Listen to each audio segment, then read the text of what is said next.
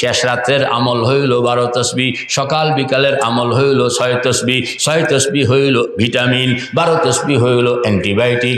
বলেন না, 6 তসবিহ হইল ভিটামিন, 12 তসবিহ হইল অ্যান্টিবায়োটিক। সুস্থ হওয়ার জন্য 2 রকমের ওষুধ খাওয়ান লাগে, একটা হলো ভিটামিন গ্রুপের ঔষধ, আরেকটা হলো অ্যান্টিবায়োটিক গ্রুপের ঔষধ।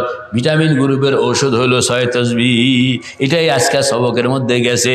আল্লাহু আকবার, সুবহানাল্লাহ 100 বার, আলহামদুলিল্লাহ বলেন না, আলহামদুলিল্লাহ 100 বার, আল্লাহু আকবার 100 বার, লা ইলাহা ইল্লাল্লাহ 100 বার, আস্তাগফিরুল্লাহ, দুরূদ শরীফ কত কয়শো বার, মোট হইল কয়শো বার পড়বেন।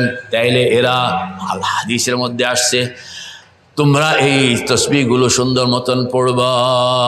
খুযু জুন্নাতাকুম মিনান নার, আল্লাহর হাবিব বলছেন খুযু জুন্নাতাকুম মিনান নার, আমার উম্মতের নরনারী জাহান্নামের আগুন থেকে বাঁচনের জন্য ফায়ার প্রুফ ড্রেস, কোন না ফায়ার প্রুফ ড্রেস, মানে ওই ড্রেস যেই ড্রেস গায়ে দিয়া যদি আপনি আগুনের ভিতরেও ঢুকিয়া যান আগুন আপনাকে পোড়াইতে পারে না, এটা কয় ফায়ার প্রুফ ড্রেস।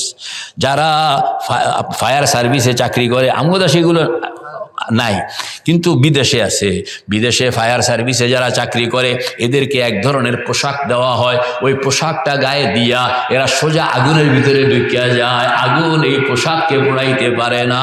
আল্লাহু আকবার।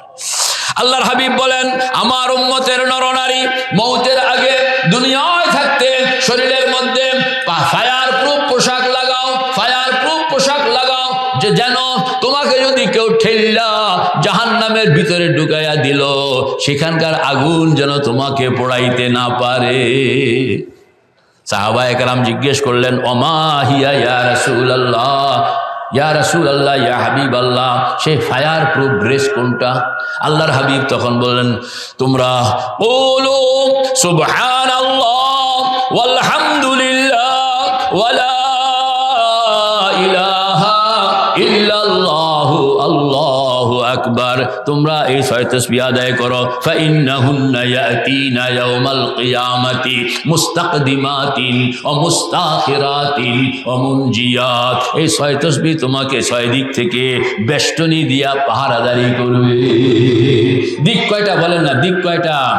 কয়টা? সামনে বলেন 1, পিছনে 2, ডাইনে 3, বামে 4, উপরে 5, নিচে কয়টা দিক হইল?